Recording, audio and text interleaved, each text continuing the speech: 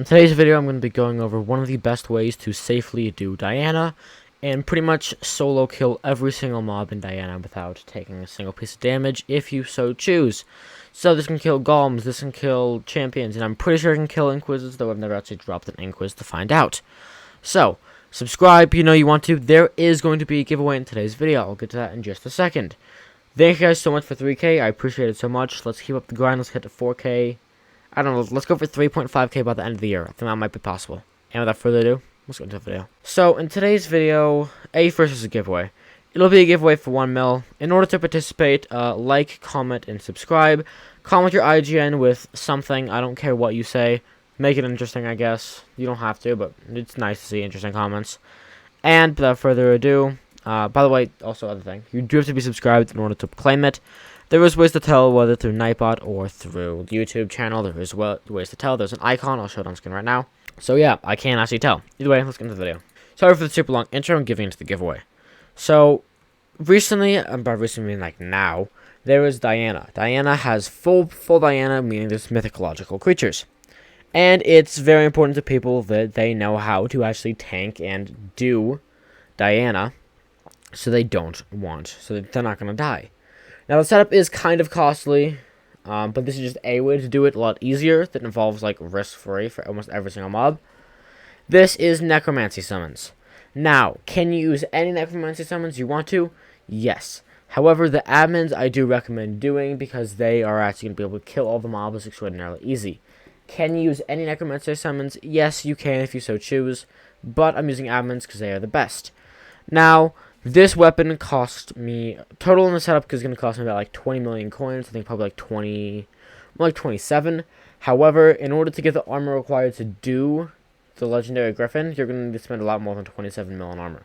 So, what you need is you need to get to 2,560 mana with whatever armor you want, as in, not whatever armor, with Wise armor.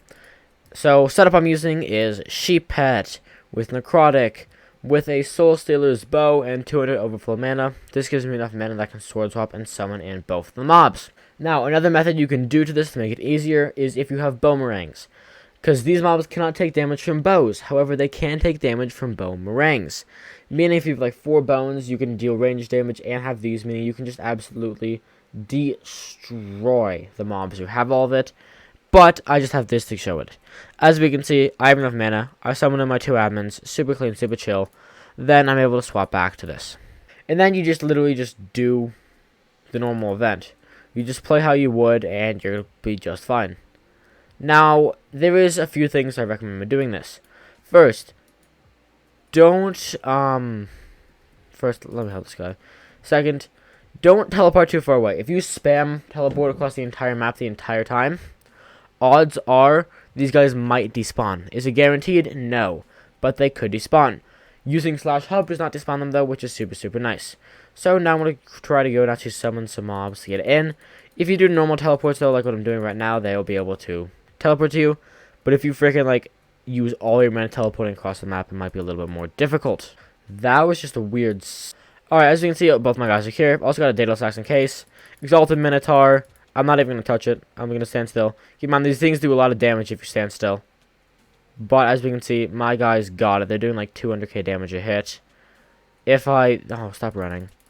When I actually go and help, it gets cleaned up a lot easier. But my guys could solo it if necessary. Same thing goes for pretty much every mob in the game. Now, I don't know about Inquis. The only concern I have with Inquis is it despawning. Because of the way it works... if an Inquis, I believe, hits like 1,000% HP something, it will despawn. This, I mean, it's A, easy in the first place. B, my guys 2-tapped it. So, overall, this is a super good method. It doesn't require a whole lot, and it's just for the lazy people. Is it the most efficient way ever? No. If you have, like, fully maxed out setups, one for all Daedalus Axe, freaking best armor in the game, best pet in the game, yeah, that's gonna kill them more efficiently. But this is by far the safest method you can do it with. Because you can literally survive anything. Gaia Construct, you hit it once, and then you just run away. I would recommend staying somewhat close, but it doesn't matter. As we can see, it's already dead. Like, they absolutely melted that. Usually those things are so scary, yet they got absolutely trucked. Now, one thing you need to be careful of when buying these souls is to make sure they're M1 souls. You get these from doing from finding admin room in M1 or just floor 1. But it's hard to tell if they're M1 or floor 1, and you really want them to be M1.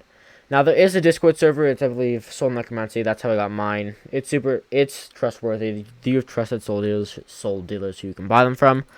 I'll probably have a link to their Discord in the description as well, in case you do want to actually buy some souls for yourself, because it's hard to find who actually is legit. Now, once again, can this kill you? Yes, but this can solo every mob I've fought so far. It can solo unless I do something stupid, like I actually stand still and get hit too much times. But other than that, this can solo every single mob I have ever fought.